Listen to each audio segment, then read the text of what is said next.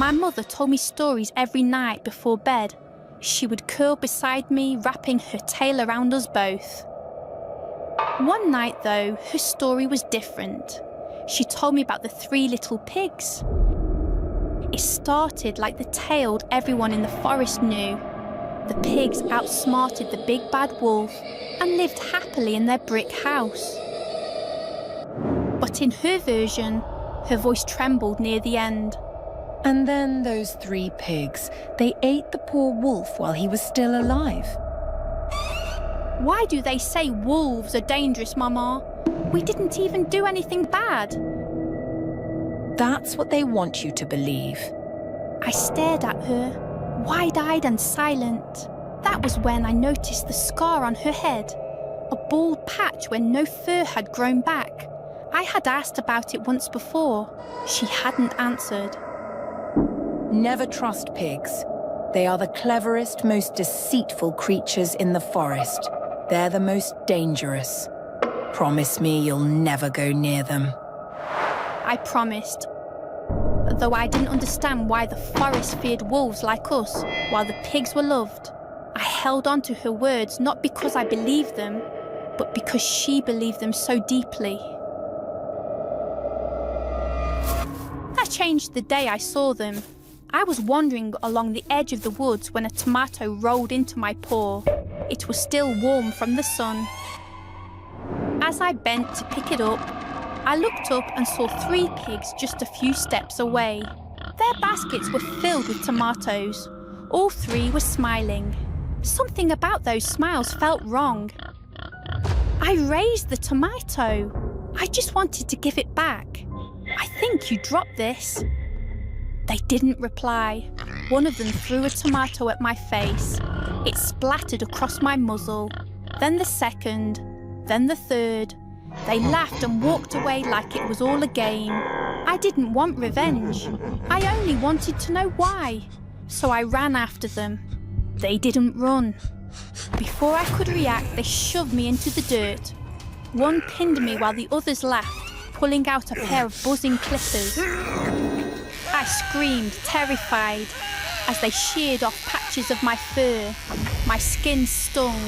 I howled at a sound I didn't even recognize as my own. That was when I heard voices approaching. Others in the forest had heard my cries. The pigs moved fast. They smeared tomato juice onto themselves, groaning and collapsing. A group of animals arrived in the clearing just as they hit the ground. Within seconds, they looked like victims. And I, mouth stained red, half-shaven and trembling, looked exactly like the monster they needed me to be. No one looked closely. No one asked what had happened. A wolf attacked them, someone said. The crowd rushed me. I curled into a ball, trying to shield myself, but their hooves and claws came down without mercy. I didn't fight back. I only cried. Then they left, satisfied, certain they had saved someone from a predator.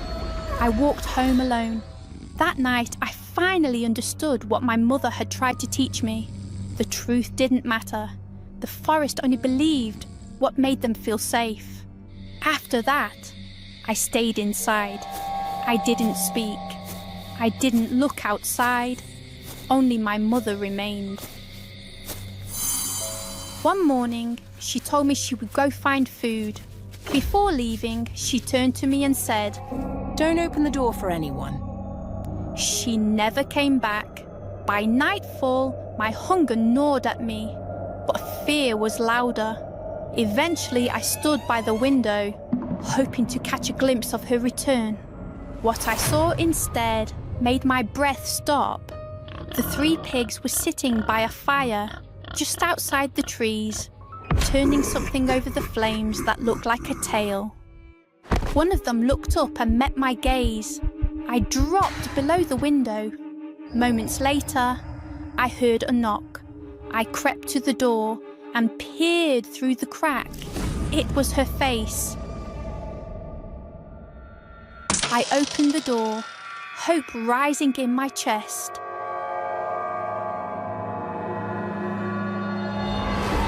wasn't her, it was them.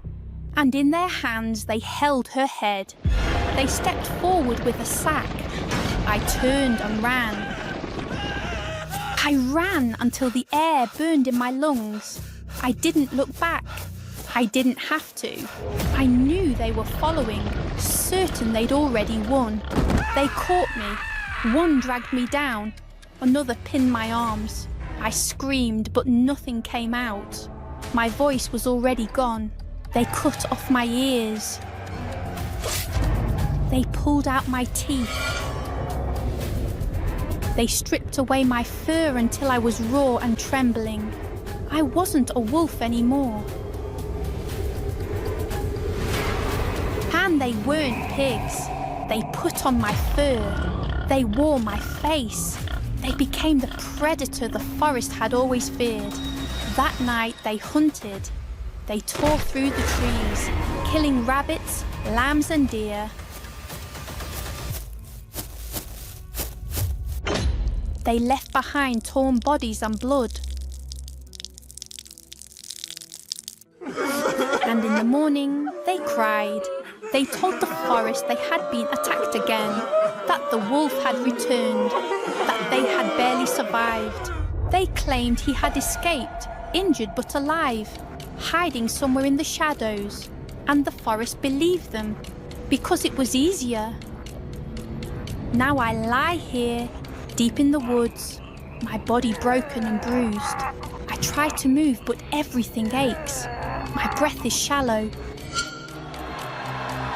My vision is fading. I can't speak. I can only listen to the voices drawing closer. The forest is coming. They think they found the monster. I hear the pigs among them, pointing toward where I lie. One of the sheep shouts that it's time to end this, that the wolf must be destroyed. One of the pigs walks past me and pauses. He leans in, just enough so that I can hear his voice. You see? They only believe what we want them to believe. In the end, it's the winners who get to rewrite the story. And now, goodbye.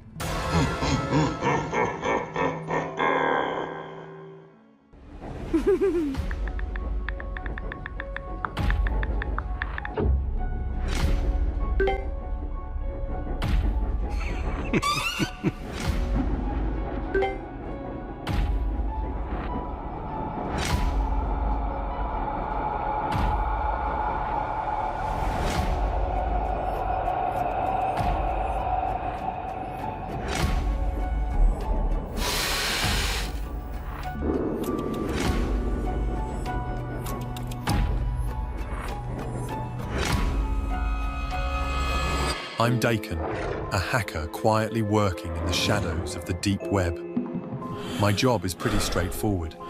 Break in, collect sensitive information about women I happen to see on trains, in supermarkets or on the streets, and sell it. That night, while I was uploading a few screenshots of stolen messages onto my deep web account, a customer placed an order. Their request was simple. Spy on the messages of any female student on the subway. I frowned. A strange request, but nothing too difficult for me. Putting on a pair of contact lenses with a hidden camera and a wide-brimmed hat to conceal my face, I stepped out of my apartment and got to work. At 4 p.m., I was on the subway. It wasn't rush hour yet, so the train wasn't too crowded. I quickly scanned the passengers. A short-haired schoolgirl sitting alone caught my eye. She was leaning against the door, her fingers flying across her phone screen. She was the perfect target for today. I pretended to be just another passenger and casually moved closer to her without raising any suspicion. She glanced at me briefly before going back to her texting. Feeling confident, I silently hoped I'd find something interesting to dig up today. It seemed like she was texting a boyfriend named Naga. At first, the messages were pretty ordinary, just small talk and some random complaints. But then the tone began to shift. The words started to change. I began to feel intrigued, waiting for something shady to show up. Strange words appeared. Handle, bury, grind, and finally the head. I held my breath, unable to look away. I was reading the messages of a killer. The next message shocked me to my core. It was a photo of the victim. For a moment, I was frozen in disbelief. Then it hit me. I knew the victim all too well. Months ago, a Telegram account named You hired me to gather every detail about this man. From the way she spoke, I could tell my client was a young woman, while the target was a married man. And now, he was dead. Had I indirectly sent him to his death? Lost in thought, I suddenly jolted back to reality when I noticed the girl had turned around, her eyes locked onto mine. Stop snooping. She said, her voice calm but chilling. I cowardly avoided her gaze, pretending I didn't know anything. I tried to act normal, but then her phone chimed with a new message. My curiosity got the better of me, and I stole another glance. The message was from her boyfriend. My heart nearly stopped. I realized I'd crossed a line, and now I was in the sights of two killers. The girl turned to me again, this time flashing a twisted, eerie smile. Yes.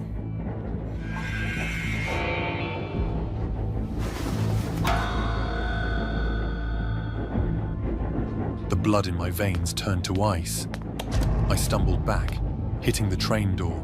Without wasting another second, I bolted, running toward the last car of the train. I thought I could escape. After getting back to my apartment, I locked the door. 3 layers of locks.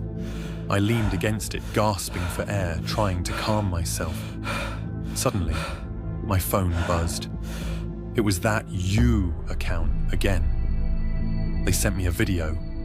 My hands froze as I stared at the screen, fear rising in my chest. But I couldn't fight my curiosity and tapped to open it. The video. It was me, running back to my apartment. They had been watching me. My hidden camera lenses, they hacked them. My heart raced. Then I heard it, the sound of my electronic lock. Someone was entering my passcode. Before I could react, the door was kicked hard. The locks I thought would protect me started to give way. Panicking, I ran toward the window, but just as I reached it, the glass shattered. Shards flew across the room. She walked in. Yuko, a knife strapped to her thigh, her cold, predatory eyes locking onto mine. I screamed, my voice cracking. "You're you! I gave you the information you wanted. We had a fair deal. Why are you after me?" Because you know too much. Before I could react, Naga appeared behind me, grabbing my arms and pinning me in place. I struggled, yelling for help, but it was useless. Yuko stepped closer, her voice cold and even. I've discovered that handling someone is quite fun. And your deep web account, your client list, that's exactly what I need to hunt down my next victims.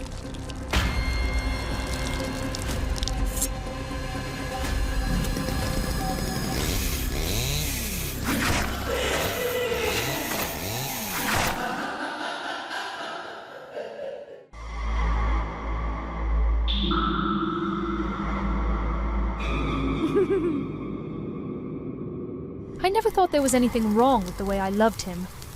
While others called it obsession or delusion, I saw it as something pure. Devotion. Not just the kind that cheers in crowds or collects photo cards, but the kind that longs to know everything.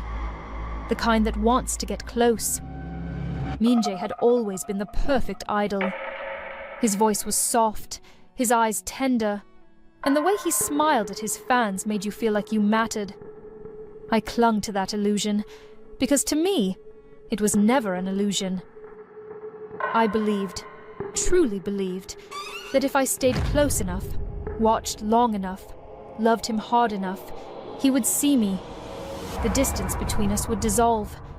That's why I became a Sasaeng. Not to hurt him, not to cross some moral line. I only wanted to be someone who knew him better than anyone else. I wanted to slip between the folds of his public life and settle into the spaces where no one else had reached.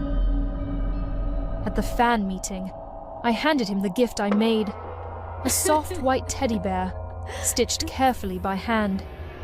He smiled as he took it from me, eyes crinkling the way they always did when he wanted to seem sincere. I know you collect bears.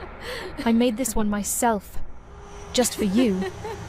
He thanked me, unaware that hidden just beneath the bear's eyes was a small, silent camera, one that would quietly reveal the life I longed to be a part of. After that, I watched him every night. The bear sat neatly on a shelf in his living room, among dozens of others, but mine always faced the center. Through that tiny lens, I saw fragments of his private world. Minjae entering his apartment, setting down his bag, stretching his arms with a tired sigh. He'd hum sometimes, pour a drink, say a few soft words on the phone before slipping into silence again. And I watched, eyes wide, heart full. I would fall asleep to the sound of his voice echoing through my speakers, my dreams warm and filled with the illusion of proximity. Then, one day, a message appeared in the group chat. Minjae was filming out of town and wouldn't return until late. My breath caught. His apartment would be empty for hours. I didn't even hesitate. I had memorized the building's security code from his hand movements, seen through the bear's lens.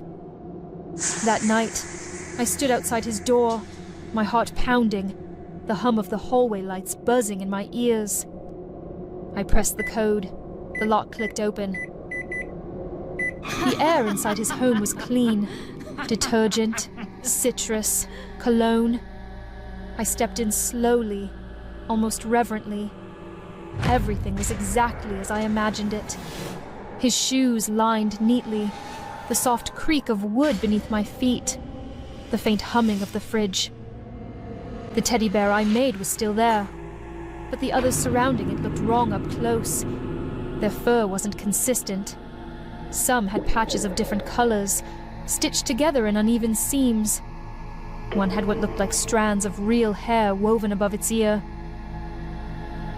A chill touched my spine, but I told myself not to overthink. Everyone has strange habits. What mattered was that my bear was still intact, still watching. I opened the fridge, rearranged his drinks, left a bottle of his favorite yogurt. I touched his coats, pressed my face into his scarves. In the bathroom, I painted our names on the mirror using red lipstick. Yuri plus Minjae, with a little heart drawn beside it. And then I slipped into his bed. The sheets were cool and soft. For a while, I lay there quietly, imagining a version of life where this was normal, where I belonged here. Before I left, I slipped a small hand-stitched doll under the bed, a charm made to bind us together, to make him love me the way I loved him. Then I heard the door open. My breath caught. He wasn't supposed to be home yet, but instead of panic, I felt a strange rush. He was here. I would see him just for a moment, and then I'd go. I crept into the wardrobe and pulled the door almost closed, crouching low behind his clothes. Through the narrow slit, I saw him enter the bedroom.